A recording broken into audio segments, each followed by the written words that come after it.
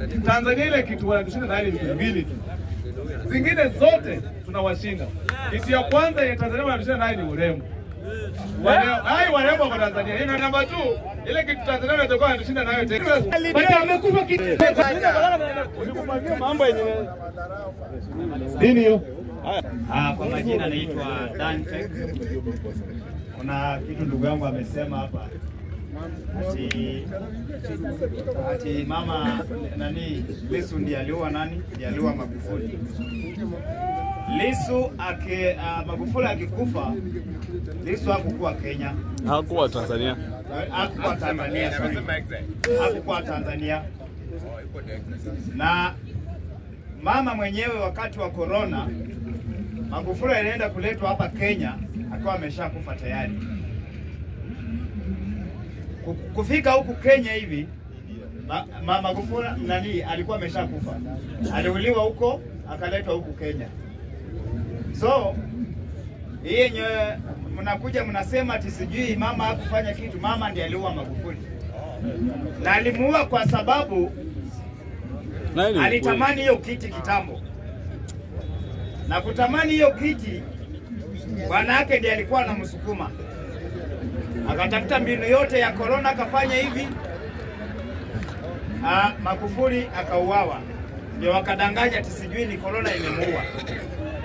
Magufuli aliuawa na mama Samia Suluhu.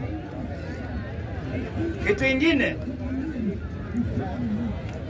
wale wenye mnasema ati mama aendelee kufanya kazi, aendelee kuua watu, mimi naona ni kama nyinyi mnaenda kuuawa sasa. Sasa Mr. Speaker, mama ameua nani? Mr. Speaker, saa hizi tukiongea saa hizi mama hayuko Tanzania. Mama ameshahepa tayari. Hapana, ameenda kwa mwalimu wake Museveni. Mama ameshatoka Kenya tayari. Nini Tanzania? Oreda kwa Uganda. Na Museveni alimdanganya ya kwamba wewe endo shike hizo dogizi weka ndani na wewe utapita tu kupita.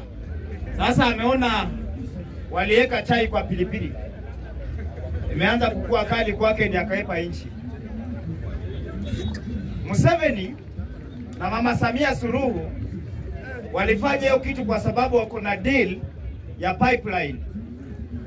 Hiyo pipeline ya mafuta, hiyo mafuta inatoka Uganda inakuja Tanzania. Yes. Wako na deal ya pipeline. Na ndio maana unaona hata saa hizi masenators wenye wanaua watu Tanzania sio wa Tanzania wenyewe. Hawa ni masenators wenye wametumwa kutoka Uganda. Na kitu kingine, Mr. Speaker, muache kutetea watu wenye wako na tabia mbaya kama Samia Suluhu. Samia Suluhu ana mwelekeo, watu hawampendi na watu hawamtaki. Hakuna mtu mwenye alimchagua. Hiyo ndio kitu ya kwanza. Amejaribu sana kutumia pesa kupatia watu, kupatia kina Diamond. Sasa Diamond mwenyewe amehepa Tanzania, amekuja Mombasa kwa sababu nchi yake imeharibika. Anarudi leo hii. Tunamtoa huku. Hawezi kaa Kenya na alituitanga washoga huku. Hatuwezi kubali. Mama Samia Suluhu aache kuua watu. For now tukiongea watu 160 wameshakufa tayari. Wameshaanza kukufa. Na hao ni wale wenye wamejulikana. Hao ni wale wenye tumejua, na wale wenye wanaua wenye hatuoni sasa ndio wengi zaidi.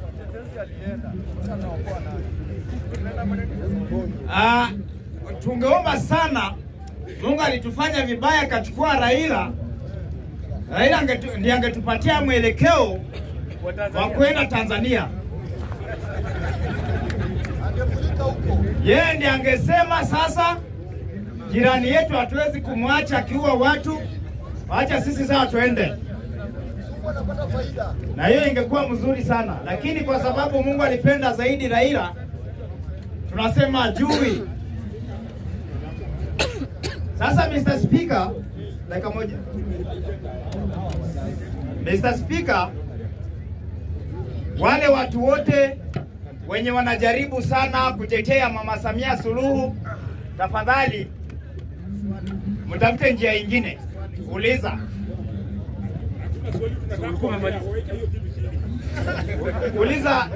Uliza. Nini wewe Ken? Tunaendelea. Mama Samia akiendelea hivi